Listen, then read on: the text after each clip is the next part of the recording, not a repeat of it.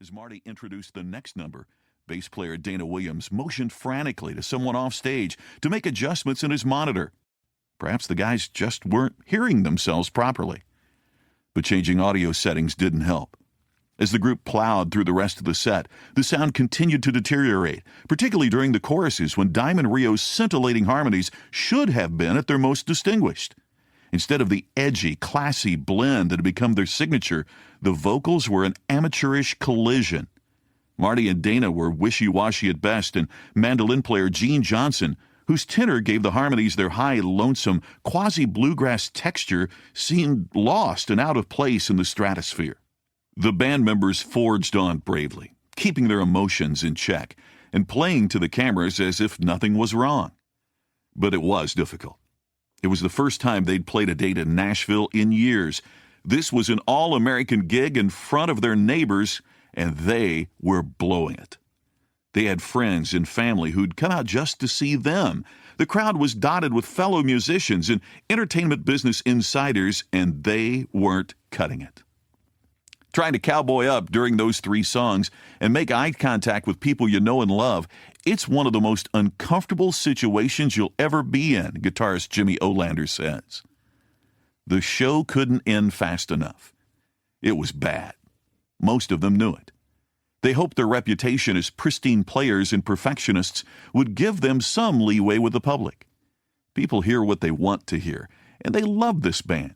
6 nice guys with heartland roots and a classic work ethic. Diamond Rio had launched 25 singles into the top 20 on the Billboard country charts.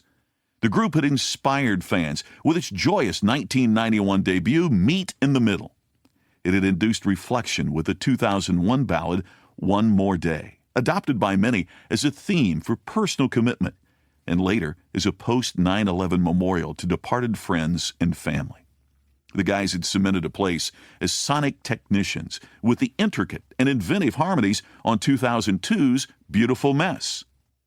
Playing a subpar concert in Music City was a tough pill to swallow.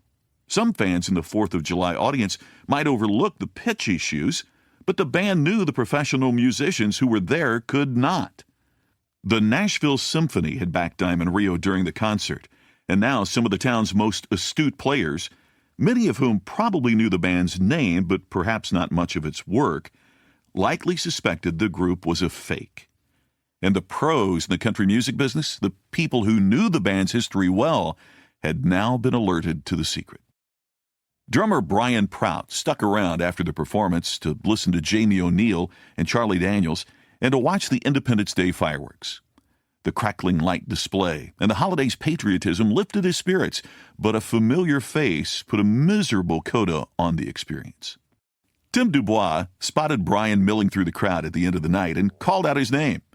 15 years earlier, Tim had been the head of Arista Records. He had signed Diamond Rio to its first record deal in 1990, had co-produced the group's first 6 years of hits, and had given the guys an unusual degree of latitude.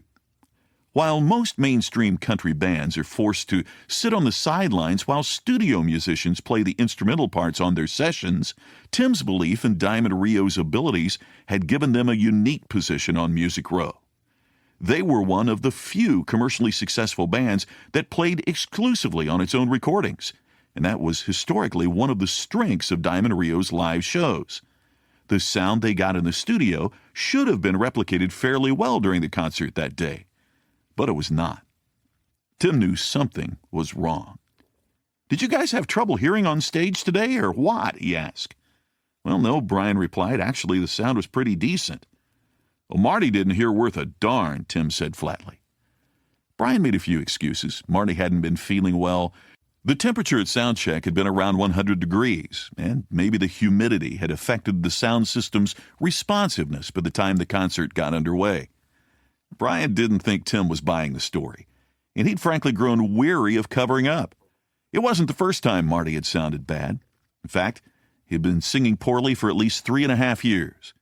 As the drummer, Brian was the only band member who didn't play a melodic instrument, and he'd mostly left it to the other guys to talk with their front man about the poor quality performances they were delivering. Brian didn't make any confessions to Dubois that 4th of July, but the chance encounter To keep listening to this audiobook for free, click the link in the description. It will take you to a free Audible trial where you can listen to this and many other books for free for 30 days.